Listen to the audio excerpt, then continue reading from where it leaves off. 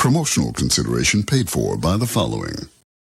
When all of America looks the same, finally, you can watch yourself on television. The Suburbs, the real-time reality TV show that chronicles the hopes and dreams of an entire population. How was your day, dear? Boring. I want to die. Whatever. You promised you'd mow the yard today. The Suburbs, the TV show that allows you to watch other people come home from work, sit on their couch, and stare into space, just like you. And this week, something exciting happens in the community. Those immigrant kids are playing in front of the house again. Watch The Suburbs and see what we're all really like. Suspicious of neighbors, paranoid, bored, competitive, depressed, and swinging. Which are you? Find out Friday nights next season on CNT. Shut up and sit down.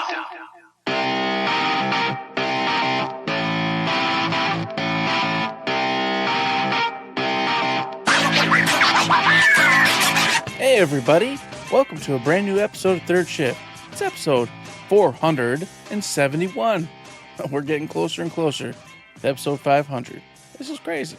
Long time podcasting. But will I make it to it? Only time will tell.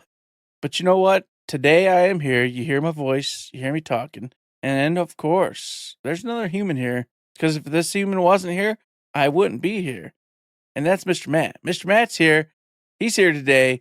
We got a show. We got stuff to talk about. We got some fun things. We got some cool things. We got some sad things. We got some bad things. We got all sorts of things, all in between. But before we do any of that stuff, I got to know what Matt's week's been like, because I have no idea. Matt, how you been? I got so many things to talk about in the week. There's a bunch of things listed there. I got stories for a bunch of these things. But what's trumping all that right now? I just opened up my weather app. It's 71 degrees. 71 degrees right now. It feels like it is 97 degrees in here right now. I am hot. I am so hot. And it's not just the conversation that we had, because as soon as I sat down here to start the podcast, it just came up. It just came creeping up from the floorboards, and now it's over my head. Why is it so hot? Why is it? It's not even a hot day today, and I'm blazing hot. But I'll tell you, I'm going to forget about that, and I'm going to pray that my cool stories cool me down, and I do actually feel a little better now that I stopped talking about how hot it was. Over the weekend, had a packed weekend. Went to the Wharton Center, saw A Beautiful Noise, the Neil Diamond musical. Again, like all these old school people musicals, I don't know anything about Neil Diamond except that he was at Vegas for a long time or whatever. But going through the musical, fun show, good show. You know, it's one of those ones where, oh yeah, he sings this song. Oh yeah, he sings that song. Fun performance, fun staging, fun all that other stuff. Other fun thing was I saw my aunt and uncle, who I haven't seen my uncle since like maybe just after COVID times when I went up to the family cabin because he was the one who was up there. I haven't seen my aunt for maybe like a decade. But what do I always say about my relatives? Awesome people, super nice, great to see him. It felt like no time had passed at all. So really cool to see them.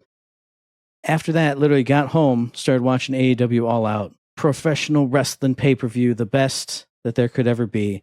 It was a weird pay-per-view because there was some really, really cool stuff that I was really into, like the three-way between Takeshita, Okada, and Máscara Dorada. So two like Japanese strong-style wrestlers and then a luchador. That match was flippin' phenomenal. Crazy.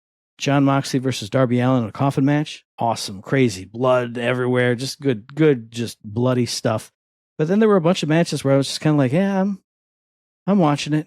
Maybe it's because I was tired. You know, it was after the musical, after an outing and all that other stuff. But a great show. Really enjoyed it. Main event was great too. So that was a lot of fun. Very next day, the reason I didn't get into stream of Death Stranding is because I went out to the movie theater to see Him, which is that movie about up-and-coming football dude. He gets trained by like the legend who he's maybe going to replace. And he goes to his training camp and all kinds of weird stuff gets happening. And I enjoyed the movie overall. But it was not the weird, just nonstop, crazy, weird, twisted everything that I was hoping it was. There was a spot right before the end, and then at the end, there was a bunch of good and weird and all the things that I wanted all throughout the rest of the movie. It was there at the end. So I left the theater with a smile on my face. I got to punch my fist in the air because of the thing that happened at the end, and it was great. But everything else was just kind of not weird. I wanted it to be strange and weird. And now this is coming as, you know, the guy who on this show is like the weirdo sicko pervert. So maybe for a normal person, all that other stuff was weird, and then the ending was too weird.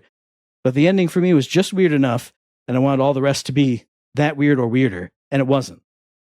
Still, I enjoyed it. Looking at like its Rotten Tomatoes and other reviews, everybody hates this movie. I thought it was fine. I don't know. I liked it. And then it got real weird at the end, which I liked. Other than that, video game front, we played some Borderlands 4. Eric will talk more about that. We can hash it out right there because I got to get into the other thing that ruined my weekend. That's making me hot right now when I'm thinking about it. Goddamn shoot and order. I told you last week on the show that I felt the dread seeping off of my Switch 2. And so I went, okay, before I go see him, I got some like 3 hours to kill. I wake up at 6:30, rush shower, all the other stuff, eat my breakfast. What am I going to do? Let me get some shoot and order in. Started playing it for 3 hours. I sat here, grumbling, groaning, saying things out loud at the screen. What are we doing? Who cares? What are you doing? Why are you so stupid? Went, saw him. I came back, and I went, I am so close to the end of this storyline, of this gameplay segment. I'm so close. I can feel it. I can taste it. I can touch it. All right. I'm just going to finish this one. And then I'm going to go into a next one because I know at the ends of these story segments is where I get the crumbs, where I get the hints of this cool world and this cool scenario that I'm in. And had a discussion with a character. And I was going to save it for the What You Playing, but I'm going to say it here. There's a character who wants another character. Well, let's call it that. That character is B. A wants B to do a thing. B says, but I don't really want to do the thing. A says, but I really need you to do the thing. B goes, but I don't want to do that thing. A says, it's fine if you do the thing. No one here is going to tell that you did the thing. B goes, but I really don't want to do the thing. A pulls a gun on B and says, okay, I'm going to shoot you if you don't do the thing. B says, but I don't want to do the thing. A says, okay, but I'm going to shoot you and you're going to die. B goes, but I don't want to do the thing. A says, okay, here's your last chance. I'm going to shoot you. You'll be dead if you don't do the thing. B goes, okay, I'll do the thing. A goes, sweet, puts his gun away, says, now that you said you do the thing, do the thing. B says, I don't want to do the thing. A says, but you just said you were going to do the thing, so do the thing. B goes, but I don't want to do the thing. A says, you just said you were going to. You can't possibly back out now. Do the thing.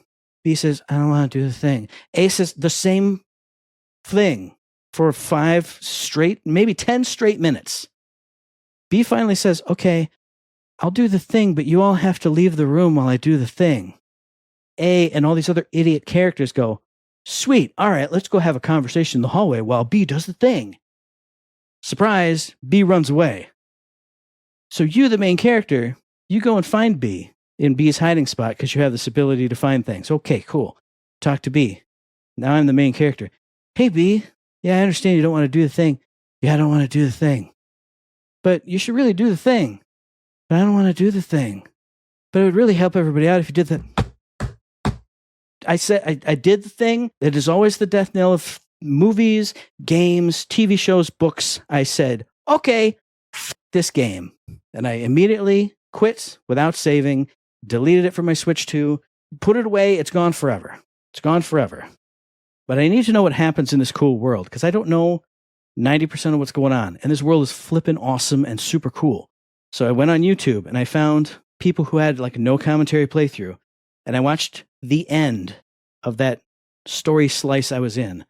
I was 5 minutes away from the end of it. And it was the coolest piece so far. I saw this thing and I went, shit, why does this game have to be so terrible when it has this cool thing in it? And then I watched all the end snippets of the remaining 2 in like triple speed. I watched the snippets and I went, okay, that's cool. Okay, that's cool. Okay, that's cool.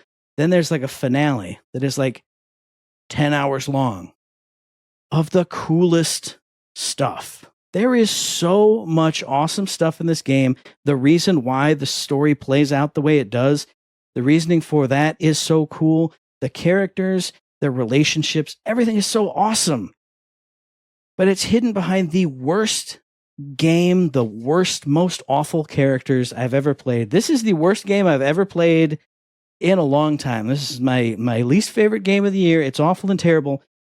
But what makes me so mad about that is that there's so much cool stuff in here. Like if the characters and the gameplay were just a hair better, just a hair. Don't waste 15 minutes of my time with this back and forth. Waste 5 minutes, and I could have made it. And I could have been delighted, and I could have told you guys, oh man, this is a hidden gem. Nobody's going to be on my Game of the Year list. But it can't be. It can never be. And then after that, I was desperate. I was so sad. I was in a funk. I tried playing Like a Dragon Pirate Yakuza in Hawaii, and I told Eric I was just not feeling it. I hated everything I was doing. But it was because of the shoot-in order poison. Because I had a day break where I couldn't play any games. The very next day, last night, I got into some Like a Dragon Pirate Yakuza in Hawaii. And, ooh, it's the tastiest little treat. It's the beautiful, like, filet mignon of gaming. It's all the Yakuza stuff that I love. All the things that I said to Eric that were bugging me, doesn't bug me anymore. I'm back. I'm back, baby. And that's all I did this week. It was a wild week. Up Z, very down Z, and then up Z again. What about you, my friend?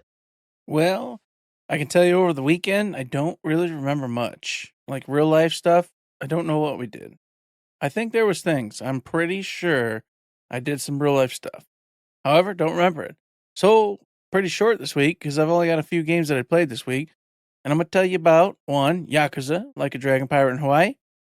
Been playing that. And it's just like Matt said at the end. It's just so sweet. It's that fun game that you can play and nothing matters. You're just having fun. The only thing that happened, and I'll get more into detail on what you're playing. But for here, as I got to the point where I can actually progress the story, I found the resources I need and whatnot and this. But there's so many side quests. There's so many just little things to do. And I'm like, I know I'm going to come back here. I understand that. I should carry on the story for a little bit and keep going. Because it's fun and it's cool. And I'm still really early on, to be honest, probably. But I just couldn't. I could not find the strength to move on. I went, no. I need to go get more of these conversation points. I need to go get more of these side quests done. I need to go capture a bunch of these baddies and give them up to the police and get more money. Why? Just 'cause. Just 'cause. It allows me just to run around doing stuff. And it's perfect. It's exactly what I need a lot of times when I'm just watching a stream on the side and I'm sitting here at night just chilling. I don't got a ton of time, but I got enough time. This is the perfect game to play. It's the magic. So I'm always like, well, maybe I'll post the main story later. Because if you don't know, Yakuza's main story stuff, that can take a long time. You get invested in that, you better make sure you got a couple hours because there's going to be a lot of storyline, a lot of BS going on. But if you stay here in this happy land, you can play for 5 minutes, 30 minutes, hour, whatever you want. It's all good. So I stayed there and I had a good time with it. But of course, didn't move on. So I'm still nowhere in the story, but having a good time anyway. And then, of course, I played Chronos, The New Dawn, and I got past the hard part. I was stuck on a spot that was really, annoying the hell out of me. But I went, Eric, just be smart. Kill a dude, go back, save. Kill another dude, go back, save. Kill a dude, come back, save. I went ahead and I just methodically went through this area, killing one dude at a time, burning the corpse, going back, saving, coming back with a new thing, burning the corpse, saving. And I got through no problem. And of course, at the end of it, I went, why didn't you just do that to begin with? Why did you try to go through this like a superhero like 400 times? Why didn't you just immediately after like the second time went, all right, whatever. One at a time, here we go. I don't know. I think I'm stupid. I think at the end of the day, I might be stupid. So it's okay. I ended up figuring out, ended up doing it right, which was just one guy at a time, methodically going through. And I accomplished the goddamn mission. And I got out of that spot. And I'm so glad I did because once again, I'm not going to go in elaboration here, but I will tell you the music and the ambiance of this game is phenomenal. Every area you go into, it pitches that perfect music to fit what's going on in the moment. And then I know horror games have done this a million times, but there's just one spot in particular, and I'll stay here. You go into this old mess hall, like a military kind of mess hall area. And it's all decrepit and it's all jacked up like, you'd expect from this Chronos game. And when you take a few steps in, the lights go, and And now the emergency flashers come on. And these lights just kind of warbling through. So you get this light and then dark, light and then dark. And then over on the right side, you look over and you hear this.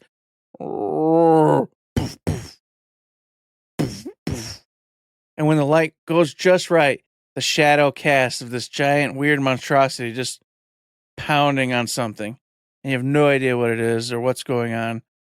And it just gives that perfect vibe. That just like, oh no, your stomach kind of goes, and you're like, oh, this is gonna be bad. Something bad's over there. I'm in a dark, scary room with weird red lights. I don't like this, and it's perfect. It's exactly what you want out of these types of games, where you're scared. You don't want to go to the thing, but you have to go to the thing, and the ambience is perfect, and the music's just got this perfect vibe of this is, you know, it's going to be bad. We know you're going to have a bad time, and it's just, and you're like, and you want to turn around and run. So that moment was great, and I was like, thank you, Bloober Team. You know how to still make, a really good, just scary moment in a game. So I had a good time with it. And of course, man, played the other game, Borderlands 4. And this is a game me and Matt played. We played it on Friday. We had a great time, 3 hours or plus. I think it was 3 hours and a half, 3.5 hours or so at least. Mm-hmm. And we did nothing. We got nothing to accomplish almost. It was great. It was the best. Because if you don't know, I have a side character. But I 100% promised I will never, ever go past where me and Matt are in our main game. So that way it's still fresh and fun. And we experience it new together. So I woke up the next day and I went, all right, let's get on the old side character. Where do we go? And of course, first off, I get on the main character. So I'm like, all right, where are we at? What are we doing? Trying to get an overview, make sure I remember everything correctly. And I assess it and I'm looking and I go, oh, there's this whole new area that we did do on the new characters that I haven't done on the side character. Sweet. Cool. So I get on the side character and I go do the thing. It's one quest, one singular quest. And I was caught up with everything we'd done. And I went, good. So I turned it off and didn't get to play again till we play again. And you are right.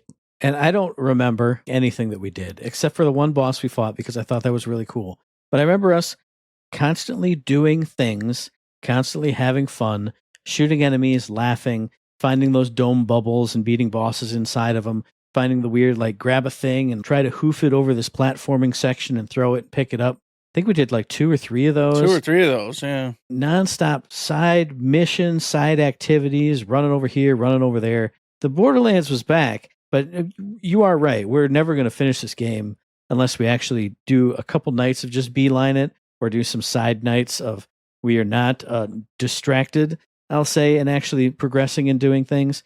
But even so, I've been having a blast. Oh, yeah. Ryan texted me just the other day. He was like, hey, how you guys liking it? I was like, dude, I'm having a great time. It feels like old school Borderlands again. And he's enjoying it too. I say that, and it's not to say that I didn't like Borderlands 3, but like the feeling is here. The feeling is back. It feels good. Yeah, I'm in the same boat. I'm having just a great time playing. Me and Matt, like he just said, we're going out there, doing side quests, finding caches, just laughing, talking, shooting the schnips. And then we get tired or whatever and just not concentrating well enough, we just go, all right, that's it for the night. And off we go. And it's perfect and it's great. But of course, since it is so good and I am so invested, like I keep telling you, the next day I'm like, I really want to see what's going on. I want to see where this game's going. But I can't. And I'm like, oh my God. But then of course, when me and Matt get on, we have a couple beers and now, yeah, the story's cool and we're having fun, but look at all these distractions. We can just go have fun. This is just fun times. Let's just have fun. F it. And we're both those guys where you go to turn in the main mission, okay, but you turn it in a town or a settlement. Okay, the next main mission takes you 400 kilometers away.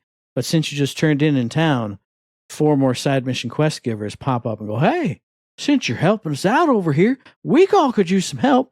And if you have quest markers along the way to the main mission, you can't not do it. We're both that guy. There's no way you can just be like, nah, he just wants us to pick some apple berries. We're not doing that.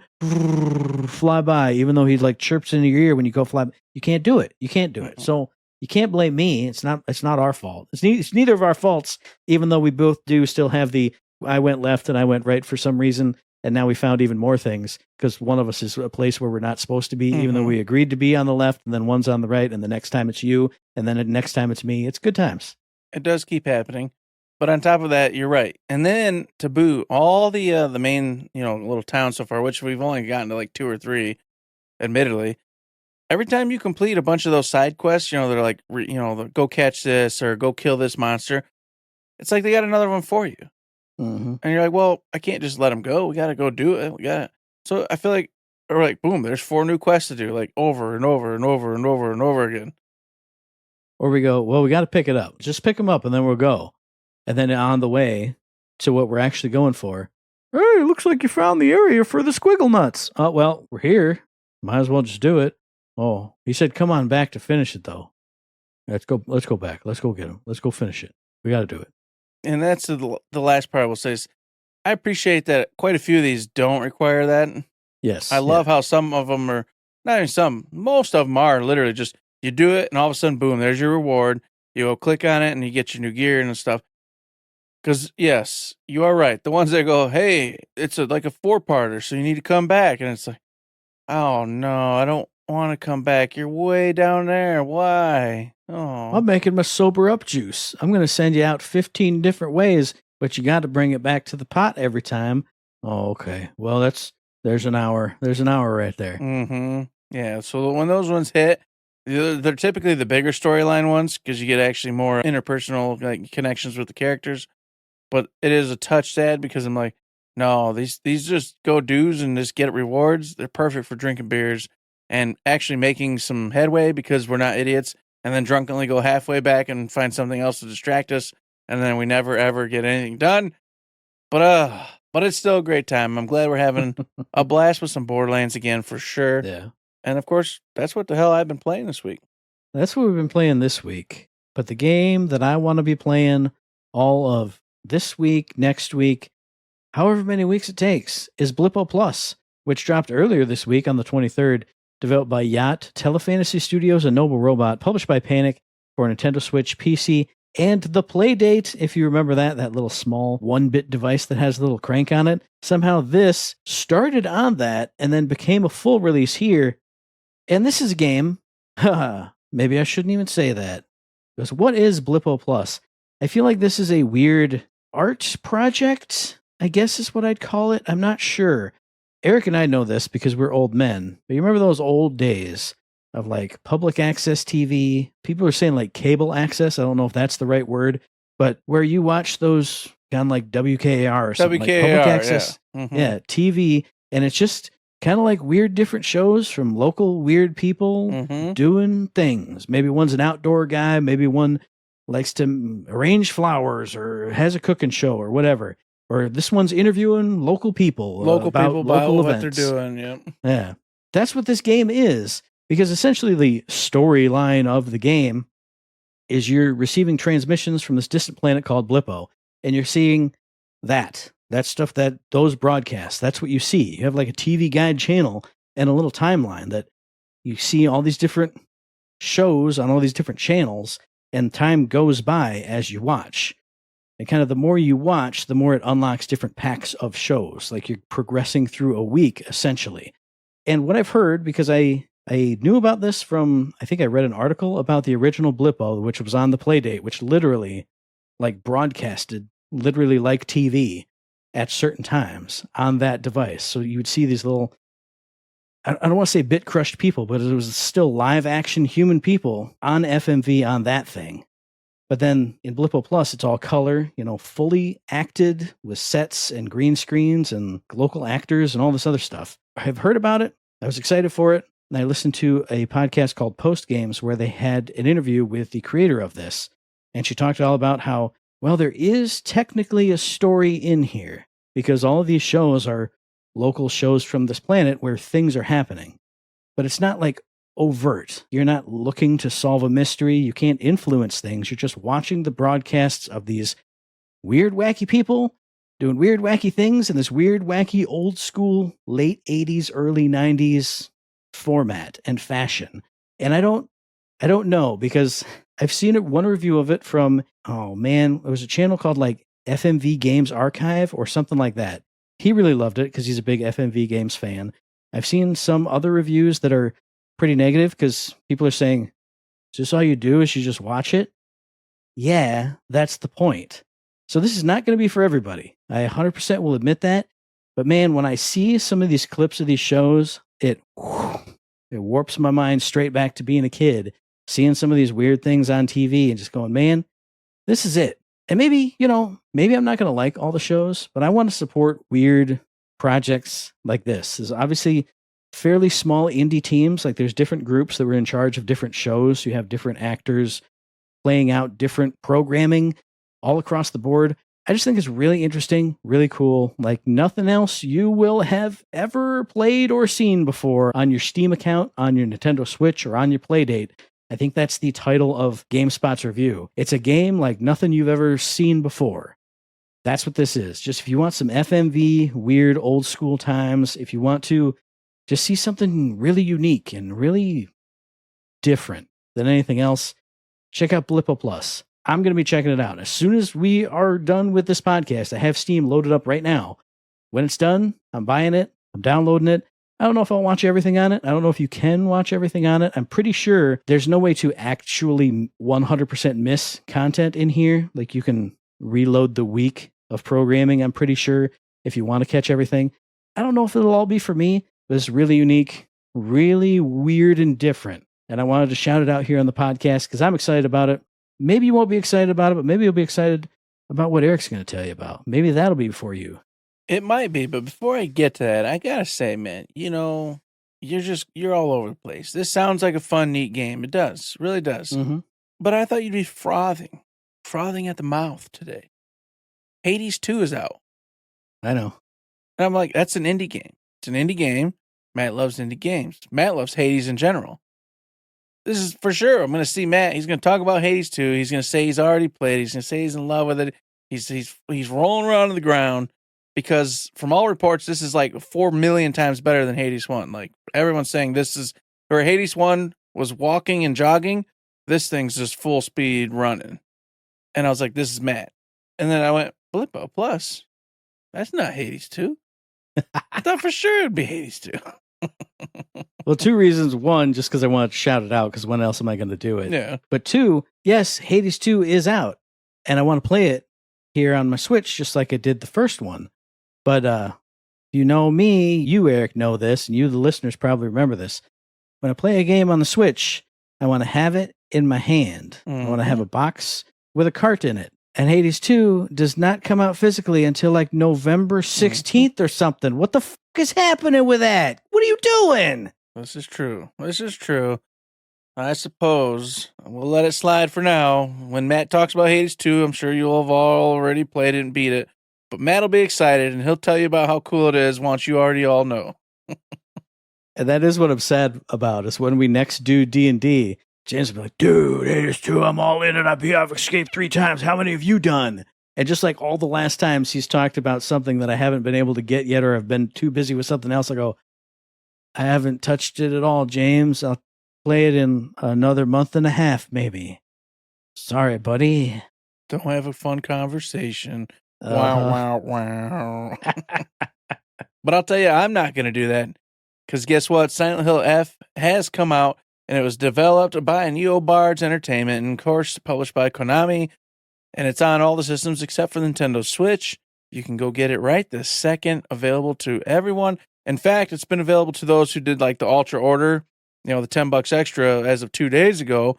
So everybody's gotten their hands on this bad boy, and the ratings are in, and it's raving. Everyone is excited. Everyone loves this game. The lowest score I think I've seen is a 7, the very lowest, and that is like in the low end of what I've seen. Most are very high, very, just woo, which stoked me up.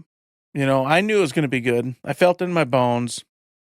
I really love Silent Hill, and I knew that this one was going to have it. But to see it actually have it and have everybody agree that it's there, I can't wait. I told Matt right before the show got going, really, I'm like, dude, it's out. And I got it downloaded and it's ready. I want to play this game so damn bad right now. But of course, we're doing the show. And I'm going to tell you, if you didn't know, Silent Hill F is, of course, the brand new iteration of Silent Hill, and they've moved away from the titular town of Silent Hill itself. They went with a gentleman who does a lot of really cool Japanese horror stuff. His name, he goes by Ryukishi07. He did the story for this. He did the writing for all this, and it's going back to the roots. They wanted this to be 100% Japanese horror, not Western horror. And so you are in a little town in Japan, and I'm going to flub it. It's like Ebisogoka, or something like that, Japan. I knew it. I read it up once, and they were like, the town of Ebisogoka. And I went, oh, poor Eric. He's going to have to say it. This is impossible. It's not going to happen. And you play Hanako, who is a high school student, and you, of course, have a bunch of friends. Well, a few friends. And things aren't right in this town. Because guess what? Duh, that's Silent Hill for you. Things aren't right in this town. Things aren't right with her. Things aren't right with her friends. The fog rolls in. These beautiful yet nasty red plants start growing over the town. And you got to figure out what the hell is going on. And then you start to find these weird, strange creatures. And you, of course, have to battle them. So now in Silent Hill Original, you used to get guns. There are no guns in this one. You will instead be able to hold up to 3 weapons at any given time, but they degrade. So the more you use them, they break down, then they're gone. So you have to consistently be trading out weapons to make sure you have an arsenal to combat these nasty critters and creatures and oddball things here. Now, of course, while you're trying to figure out what the hell's going on with this town, with your friends, with the people of this town, you will come across, of course, all sorts of notes and storyline moments where you're going to figure things out. And, of course, sometimes, because of the stress of this whole crazy scenario, you're going to go unconscious and go into this really old school world of Japan where, it's got the old, all the old architecture going on, a lot of old crazy tropes, Japanese tropes and things happening, and you're going to face off against a lot more craziness. So there's 2 whole worlds in this actual Silent Hill, and I can't wait to explore them. Of course, it's a third-person game if you didn't know, and very scary, very brooding and just dark. And it definitely touches on a lot of, human psyche issues and whatnot. All I can say is that this one looks phenomenal, and everyone agrees. The graphics that I've seen, mind you, I haven't seen much because I didn't even want to really look at any reviews. In fact, I can tell you right now, as soon as they started showing me anything that was different from what I'd just seen generically, I tapped off because I don't want all the freaking boss fights spoiled for me because those reviews will do that. They'll be like, oh, look at this guy. And, and now I know all the 5 or 6 bosses and what they look like anyway. And that pisses me off. Same with the enemy archetypes. There's, from what I hear, there's only like a short amount, a little amount of them. So I don't want to see them all. I want them to be a surprise when they make their entrance onto the screen. Because if you don't know, Silent Hill, that's the thing they do. Like when the introduction of a new enemy type comes in, there's always like a weird little kind of like cinematic to get them on there for you. And I love those things. So I don't want them all, spoiled for me. I already know about 2 or 3 of them, but I want the others to be a surprise. So I haven't gone into any of the reviews 100% because I don't want the spoilers. But looking solid. If you loved Silent Hill back in the day, or you loved the brand new Silent Hill 2 remake done by Bloober Team, everyone and everything's pointing that this is going to be the place for you to be if you want to play a scary game. And it's perfect for it because guess what? It's 9:25 as of right this second. It's the spooky times. Maybe in Michigan it still feels like it's August and 97 degrees and the leaves are just dropping dead and there's no colors. But it's technically spooky time, fall time. So I encourage you to go check this one out because I really want Silent Hill to succeed and keep moving forward from here because I feel like they're just on top of their game right now. Look it up. Silent Hill F. Now, we're both in the same boat here, Eric. Now, I'm not as surprised as you were because you did talk to me about Silent Hill being out this week. Mm-hmm. But the other thing that I've been seeing, with special deluxe edition owners getting early access to it, is Sonic Racing Crossworlds. And I thought, surely Eric's going to talk about Sonic Racing Crossworlds. Silent Hill F, that's too spooky. I don't acknowledge that. I don't think about that in my brain hole. I do think about little cool cartoon characters driving cars around, though. So I'm sad that I don't get to hear about that. That makes me sad. I really would love to talk about it, but Silent Hill F trumps Sonic, and that's just the way it goes. Especially since Mega Man got introduced to Sonic, Racing World, and I love Mega Man too. So that's a win-win over there. But guess what? I don't have the money, Matt. I don't have the money. Okay. Well, if you wouldn't buy these spooky games that are so scary and and make you mad because you got to go fight a guy and then go back and save and then go fight a guy. You could have had that. You could have been having a fun time going, tee-hee-hee, I'm racing. I'm zooping through portals. It's great. You're right. I could have done that, but instead I punished myself. This is just what I do in life, Matt. Don't you worry about it.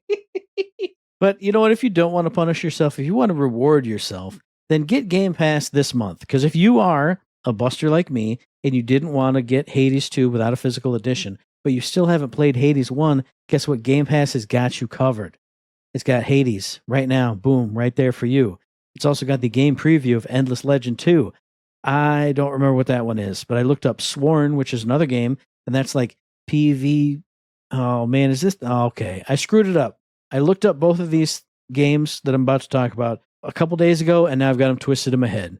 Sworn is either a PvE roguelike thing, or that's Terminal Brigade, because both of those are there for you. Also a game that Eric has never finished, because there's another little straw to throw on the camel's back here, Visions of Mana. Hey, how's that going, Eric? What's happening with that? It's a great game, and I really loved it. A few hours in, and we're going to get there someday. We'll get back to it. But that's also there on Game Pass. It's a big, wild Game Pass week, because then you got Game of the Year 2025 or any other year that you play it.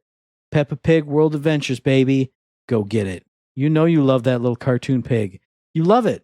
Go be Peppa Pig. But that's like 15 games right there in this week alone. And I didn't check today. Today they might have dropped even more stuff on the Game Pass. So go spend your $12.99, your $16.99, your $25.99, whatever it is on Game Pass, because you got tons of stuff you can play. Peppa the Pig. God bless. Got to get you some Peppa the Pig. And while you're doing that, you need to go to Amazon Free Games, because they're doing it up special too. They've got some great ones for you here. You got Mystical Riddles, Ghostly Park Collector's Edition. Oh, you want the spooks? You can get them spooks, Matt. It's Halloween time. And if this game's what I think it is, I don't know, because I was trying to look it up, and it was not really giving me much of what I wanted. So I don't think it is. I don't know if it is. It has half of it, but the other half looks like actual puzzles. Yeah. So I'm going to give you one toot, because it's a ho alert, not a ho pa alert, maybe. Yeah. Ho alert. No, don't yell that out. Nah, don't say that. People are going to get confused about it. So you know what? Go check it out. It's a goofy little game. Have fun. And of course, the second one is Pixel Cafe, another goofy little game for you. Nothing huge on the Amazon side this month. Sorry, folks, but you know what? That's 2 free games that you can have that you couldn't currently before this have had. And then also go over to the Epic Game Store, get yourself Eastern Exorcist, which looks like a cool 2D side-scrolling action game. It has like a cool look. It's one of those ones where it kind of looks like the characters are made out of... When I say made out of paper, you think of like Paper Mario. But what I mean is like their joints have that weird movement, like they're kind of like pinned together and they kind of float over the scenery. And check that out. It looks kind of cool. And then you have the longest game title in the history of the world, so I'm glad this isn't a release that I have to actually type out. Jor-El's Brother and the Most Important Game of the Galaxy. This is a wacky point-and-click adventure game where you play as a kid, and like your brother is the cool brother and you're the dorky dweeby kid. I think it's by one of the animators of Rick and Morty, so it has sort of that feel to it. Not quite 100% of the way there, because it feels a little different because it's a game. But there's 2 more free games for you. 1, 2, 3, 4, 5, 6, 7, 8, 9, 10. 10 free games for you this week. Man, what a week. That is a week. That's a crazy week. And it's funny, because in our show notes, we always put up basically kind of in general what we're going to talk about, what's going on. And I popped on today. I was late. I only got on just today. And Matt didn't have something in there. Kojima Productions. And I was confused. It's like, surely, why did Matt not put the Kojima Productions thing in there? It's Matt. He has shrines to Kojima. So what I did was I was getting notes together Tuesday night into Wednesday, and I went, there's something I'm missing. I saw something on Blue Sky about some showcase that I should have watched. And I could not for the life of me think of what it was. There is also an indie game showcase that I didn't put on here that I also didn't have time to watch, like the 6-1 indie game showcase or something. And I went, maybe that was it. But I don't have time to go back and do that. Must have been something that's not important to me. God damn it. Sure, I was wrong. I loaded it up right as we got here, and I saw Kojima Productions. And I went, okay, I'm going to be slick. I'm going to be so cool while Eric's talking about his week or whatever. I'm going to go look at it. It's like 4 hours long. It's huge. I can't possibly. Now, I know Game Informer did have write-ups about each little thing, so I'm going to have to go back and check those out. But I do know one thing that was on there, which was he's going to partner with Niantic. Is it Niantic that does it? Further down the road to do like the live-action Pokemon Go in real-life Death Stranding, moving around doing stuff in the AR world. Something like that. Yeah. I think that was it. I mean, I hate walking around outside, but I might do that. I might be Sam Porter Bridges. I'd do that. There were a bunch of other things, and I can't remember any of them right now. Let me tell you, here's how this went down. I was like, Kojima Productions, Cool Beans. I'll watch. Oh, no, I won't watch. It's hours long. Eric, just put it on. See what happens. No. I got to tell you, Kojima, genius, cool guy, great. The production of the video, how it's put together and how it's translated was not good. Not very good at all. And so with the broken, like, English and the broken talking, it wasn't coming out the way I think it should have or could have. So it was just bothering me, and I didn't like it very much, so I immediately started to scrub. I just started to, like, check through beats and stuff, but because it was so long, you'd scrub a little bit, and I missed an entire section where apparently Del Toro and Romero or somebody and him were all talking about this, the Vicent or whatever being like their last game maybe, and what they want to put into this thing, and so I missed that entirely. I only caught it because some other podcast had caught that part and was talking about it, and I was like, well, probably not for me, but I would have loved to hear that conversation. That would have been cool. The only part I actually went full on, and you're probably going to guess this, was OD. Phil Spencer came up, and they were talking about it, and this was awkward and just weird to me, the whole conversation. So all that aside, he had a brand new trailer for OD, and you get the subtitle now, Knock. And this trailer was fantastic. You want to talk about returning to PT? This is going to have that. This is going to do that for sure. It's definitely first person, and there's a lot of weird stuff going down. And I can't and won't really talk too much about it. I'll just say you need to go watch this one for yourself. The graphics, everything about it was absolutely incredible. And then, of course, he kind of was like real weird about it. He was like, this isn't like any game you'll ever see or know or understand. I'm doing something completely new here. Phil Spencer kind of reiterated that. But on top of it all, he goes, this is mine. This is mine. I'm doing this. Me alone, me. And then they asked, well, aren't you in a partnership with Jordan Peele or whatever? Blah, blah, blah, blah, blah, blah. And he's like, this isn't his. He's doing something different. So that immediately got everyone talking. And I agree. That's the only thing that's going to mean is that these are going to be like a bunch of secular, smaller games with Overdose being like the overhead title. And then a bunch of subsidiary titles coming. Like, it'll be like kind of Tales from the Borderlands, Tales, from Walking Dead.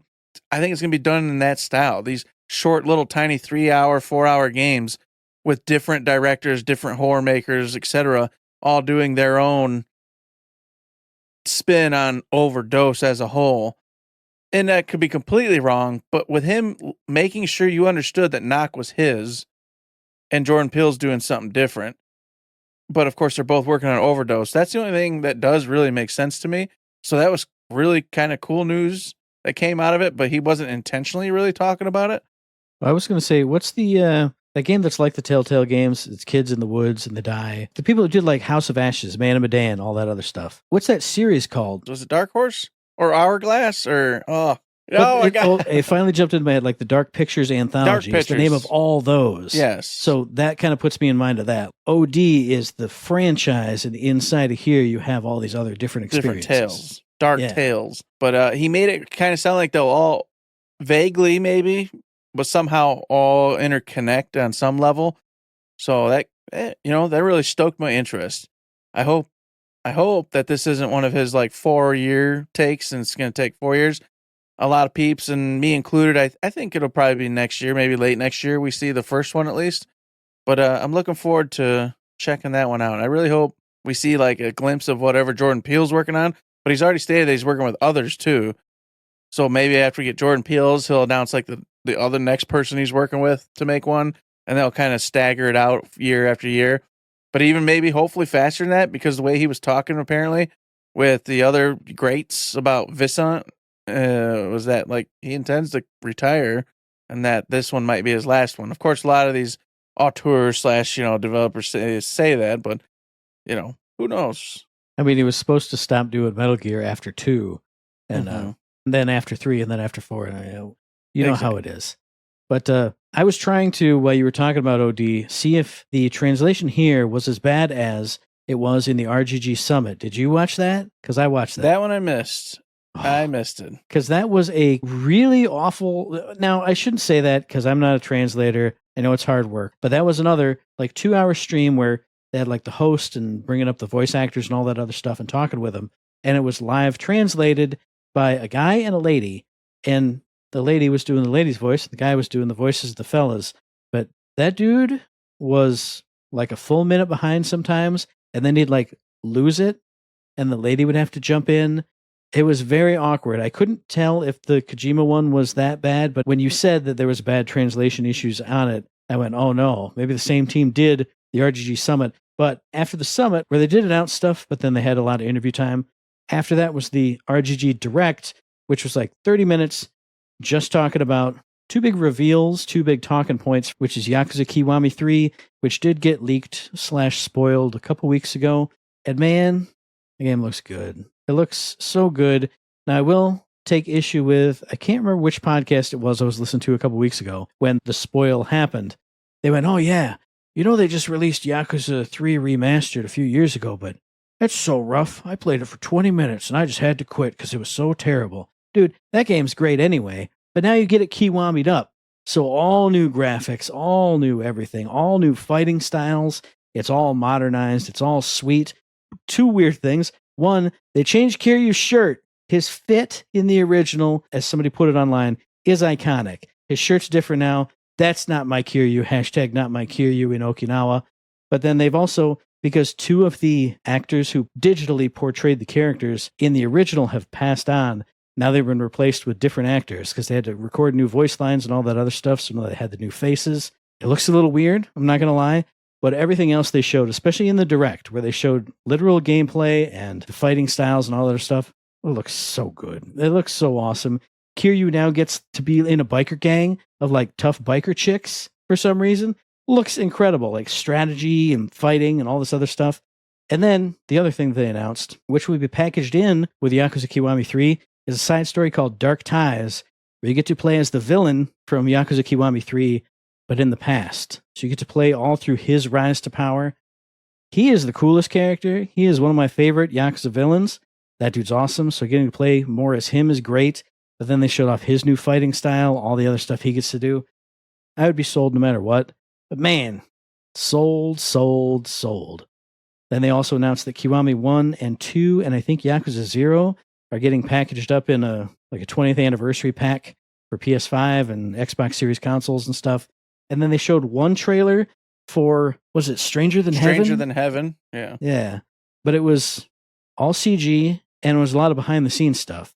So it was the CG was of a lady singing at a jazz club, but then they would cut away to the developers watching the trailer and saying, blah, blah, blah, make this change, do that thing. Hey, here's a little bit of a computer CG artist going woo, woo, woo, with some wireframes. It basically showed off nothing, but it kind of gave you a vibe, a cool jazzy vibe. I liked it. The direct was really good.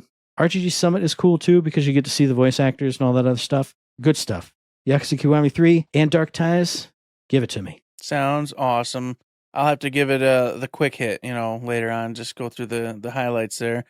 And of course, another freaking thing happened to everybody. PlayStation State of Play took place. And I'll tell you what, I thought it was pretty decent. Quite a few games that I thought were cool in there. Not a lot that I'm going to realistically play, but I still enjoyed it overall because, like I said, a lot of the games they showed looked fun, looked neat, looked cool. And one of them, to start off, Matt, was Code Vein 2. I have downloaded Code Vein no less than 3 or 4 times, and I've played Code Vein that same amount of times. I've tried, and it's cool. It's neat. It's fine. But for whatever reason, every single time I go to play that game, something else hits that's, just a must play or for sure going to play.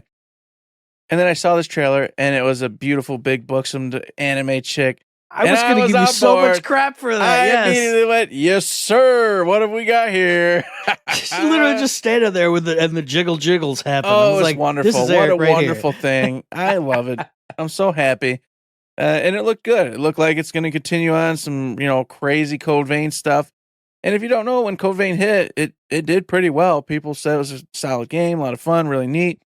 But it was a niche title that just never broke in big, I don't think, especially over here where so many Western people still go, rawr, anime, I can't stand that anime. Even though it's growing phenomenally over here, there's still a ton of people, especially influencers, who pretend like anime is not good and, they don't want to be a part of it or whatever.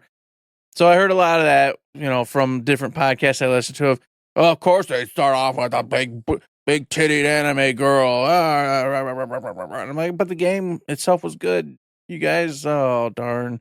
I get it, but I don't get it. But oh, well. I was excited to see it.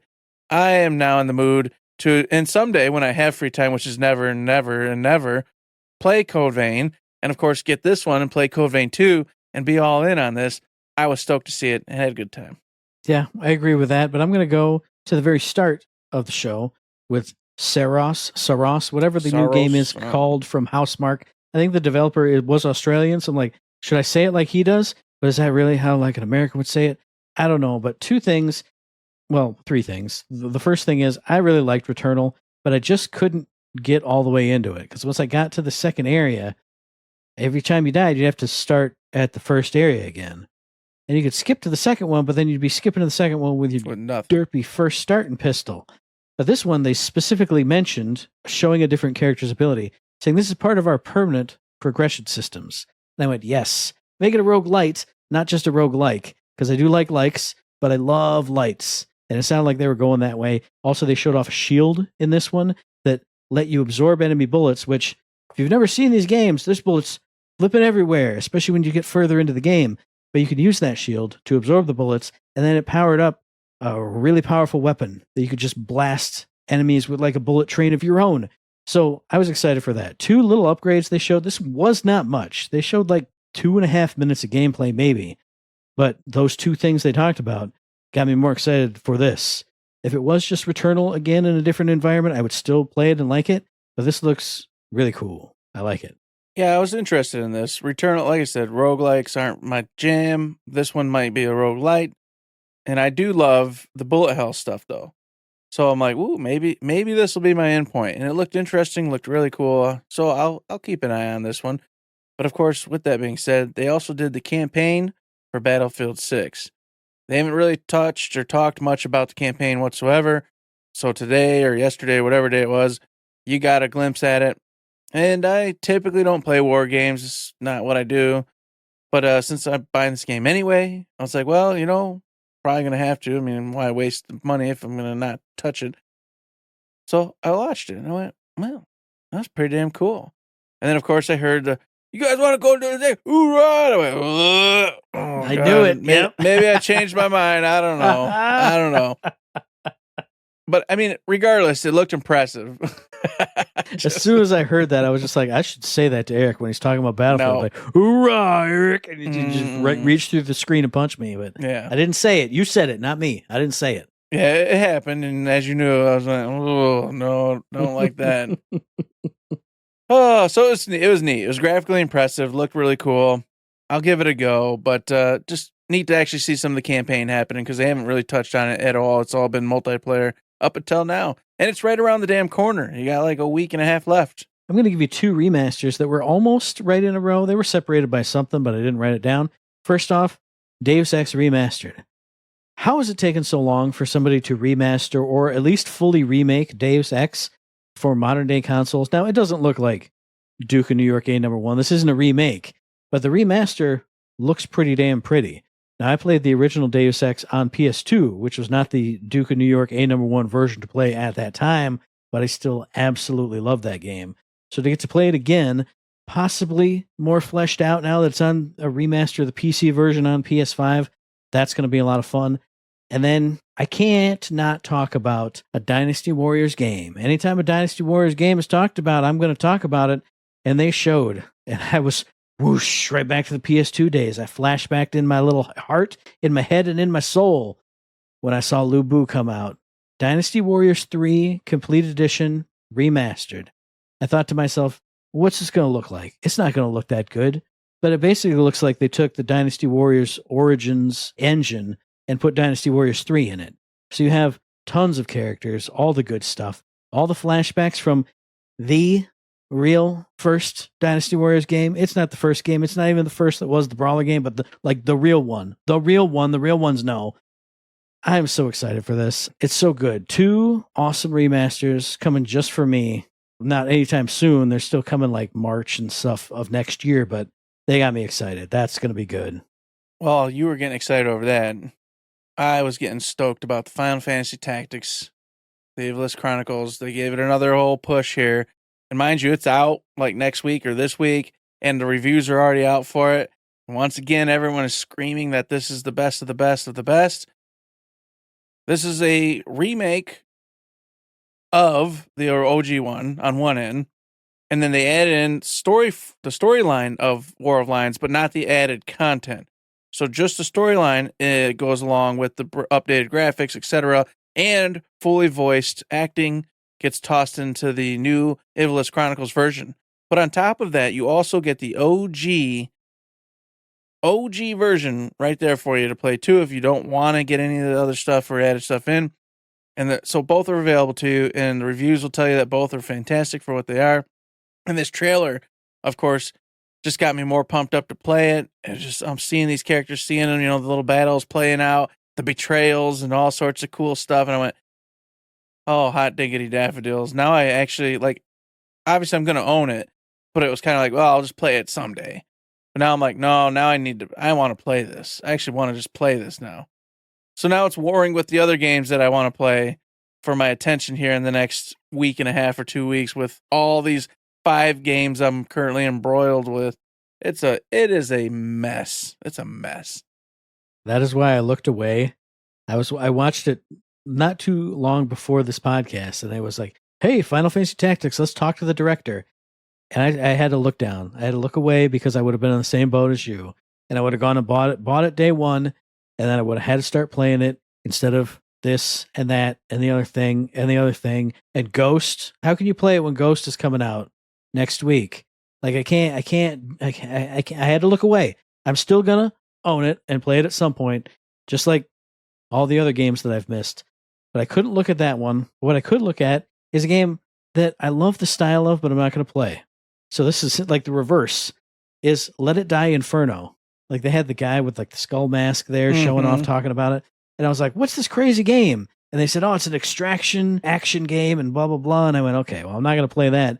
But looking at the style of this game, the bright colors, the wacky just feel of it, it feels, and I don't mean this in a negative way, I mean this in the most positive way, it feels so Japanese. It feels like Promise Mascot Agency turned into a weird, bloody extraction, action, fighting, weird game with blood splatters all over the place, but bright colors and neon everywhere. And I was just like, man, if I was to play an extraction game, it'd be this one. Because look at this. This is wacky. This is crazy. Yeah, that one looked like a good time for sure. Last one for me, though, that got my attention and made me really perk up a bit was Chronoscript, The Endless End. This was a Metroidvania type game, but it was spun differently. It's all done with like pen drawings, which looks incredible, absolutely fantastic. And on top of it, you're an editor that gets pulled into this story, this book, and it's got endless chapters and endless books, the whole, the endless end. And you've got to finish the chapter. You got to finish this book. And to do that, you're traversing all these different storylines. But what makes it really neat is, yes, you're in a 2D adventure, 2D, Metroidvania, but the mansion that you're in that sucks you into this area is in 3D. So you'll come encounter with in one piece, you'll see like a cat literally on a table. You're still inside these 2D drawings, but this cat's rendered in 3D in the real world, sitting there, boom, hits the book you're in, falls off the table. Now you're spinning out of control, flop over onto a different book, and now you're in a different, chapter, a different book, and you're in this brand new setting, and you keep going. It looks crazy. I still don't know how this is going to be pulled off because it looked absolutely bonkers, but obviously beautiful as well. This is one I got to watch. I got to pay attention to, and I don't typically play Metroidvanias that much anymore, but this might be the exception here. Yeah, I definitely want to watch this one, especially as it gets to be the time where it comes out. I want to see some more gameplay of it because what I saw looked beautiful. It looks amazing. It looks so cool. But that visual style is so dense. Mm-hmm. And granted, I was watching this on a tablet. I wasn't watching it on the big screen here.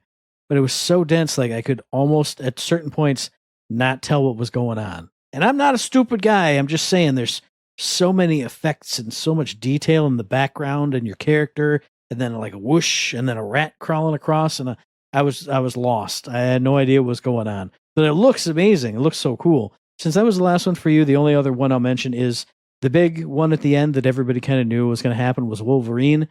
They showed off not gameplay, but gameplay snippets, sort of. It looks weird. Obviously, it looks totally different than their Spider-Man games, which is to be expected.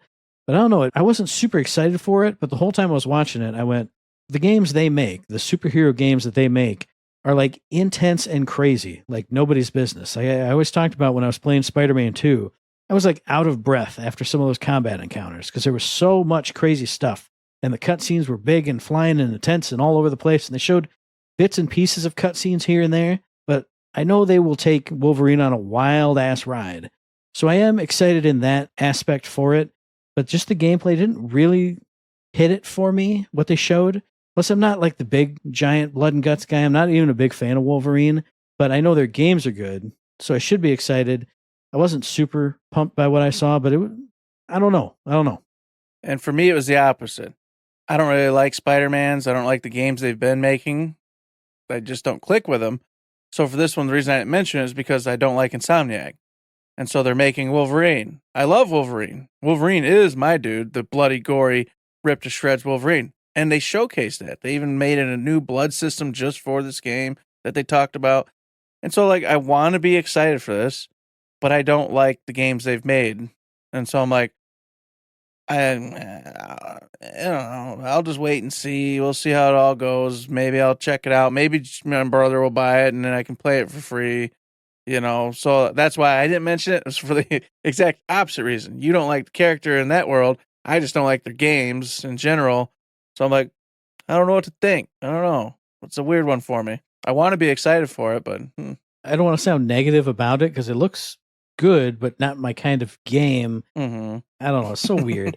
But the big one, there's only one game that I underlined twice, and that's Microsoft Flight Simulator 2024. No, man. It's coming, Eric. I'm going to buy it this time. Instead of just playing it for free on Game Pass, I'm going to buy it. That's all I'm going to do. I'm going to turn it into Brian Jr. Just be flying through the air. You have fun with that. You enjoy that, man. You know that was a bit. I just hope that they fixed it and it's not AI trash anymore. Mm-hmm. Lansing looks like a bombed out hellhole when it's actually only halfway that. Lansing's fine. Fine. I was trying to do another bit, Eric. Come on. You can't, though. I just saw a picture a guy took from, like, whatever the tower is that's by the Capitol. An aerial view of downtown. It was like, looks super clean and crisp and nice, and all the buildings look sharp. I went, little town doesn't look bad. Yeah, from 40,000 feet, everything Hey, looks we great. won't talk about how far up you were. That's why I like Microsoft Flight Simulator. I talked about it. From high in the sky, everything looks amazing. Everything's great. But anyway, there's a bunch of other stuff that we didn't get a chance to talk about or that we didn't even write down. So what did you think of the PlayStation State of Play? What did you think of the Kojima Productions production? What did you think of the RGG Summit and Direct? And that 16118185886 indie showcase that I totally missed? Tell us all about that and tell us the answer to Uncle Matt's Trivia Corner. If you remember, last week's question was, which open world survival game is set on the fictional ocean planet 4546b? That is Subnautica. This week's question, Game Boy's launch title Alleyway was a clone of which classic 1976 Atari arcade game? Hogan's Alley. Incorrect. That is Damn it. I knew I wasn't going to get it. I just went with what the gut said, damn it. Even as I read it, I was like, I don't even know what's going on here. I'm the man with the answer, and I didn't know what it was going to be. But if you knew what it was going to be out there, send that to us, or any of the other things that I talked about just before that, or any questions, comments, concerns, anything you want to talk about, just say hi. Send that to us via the email, thirdshiftme@gmail.com, on the Twitter machine @thirdshiftme. Find us on Facebook under Third Shift. Hit up the Discord. Hit up the Patreon. If I'm streaming like I'm supposed to be, except I might be busy, I don't know, hit up a stream. I don't know. Write me a letter. Send it in the post. Put a stamp on it. You can do all those things. And guess what? There's another show that we missed too. The Tokyo Game Show. Xbox just had its big reveal there. So there's another one that we're behind on. So what'd you think of that, folks? Because we're now going to be a week behind telling you about what we thought of that one. It's a whole thing. A lot of shows happen. A lot of things happen. But you know what? The same thing is where it's always at. Over on Patreon.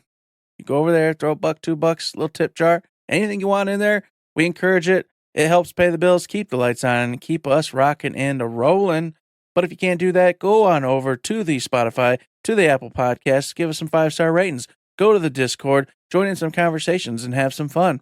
Or go over to Twitch, like Matt already said. Throw in your Prime subscription for free, or just watch and have a great time. A lot of ways you can have some fun and interact with us and keep us motivated, and we appreciate the heck out of it. Absolutely. And we, of course, appreciate you listening to the very next episode, a special third shift quarter end episode, which will be dropping on around the 2nd of October on iTunes, and Stitcher, on Podbean, on Spotify, and on YouTube. And as I always say, hey, if you like what you're doing, like to help us out, please give us a like, a rating, a view, a comment, a subscription, any kind of good thing on any of those good services, because it does help us out, and we really do appreciate it. Indeed we do. Just like we appreciate 5-star reviews. I had a thing. Matt told me I should use it as a gimmick today, and I don't remember what it was anymore. Crap. But we were talking about something to use for 5-star reviews today. We're standing there, and David was next to me. We're on the other side of the inserter. Wasn't that where we're talking? I can't remember at all. Jesus. This is what it's like to be old, folks. Just let you know. Maybe if you gave us 5-star reviews, it kind of would like slow down our aging process, because we'd actually be very excited and happy all the time. And maybe we wouldn't be depressed, and our blood pressure wouldn't be through the roof and be dying. These are things that you could do that would help us. So just consider it. You don't have to, obviously, but maybe consider it. And with that, there's nothing else to say but don't forget to say.